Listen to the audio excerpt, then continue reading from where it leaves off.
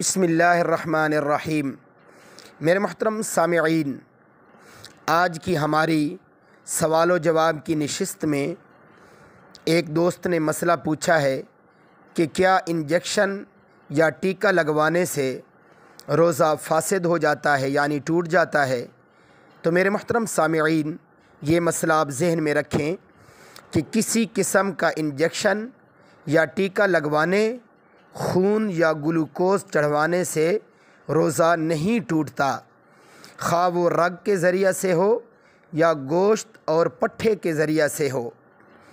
البتہ یہاں ایک مسئلہ ذہن میں رکھیں کہ بغیر سخت ضرورت و مجبوری کے روزہ کی حالت میں گلوکوز یا خون چڑھوانا یا طاقت کا انجیکشن لگوانا مکروہ ہے۔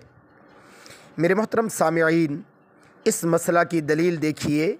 کتاب کا نام ماہ رمضان کے فضائل و احکام، صفحہ نمبر 301۔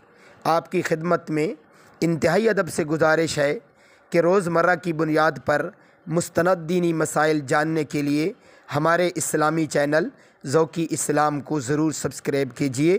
جزاکم اللہ خیرا و احسن الجزا۔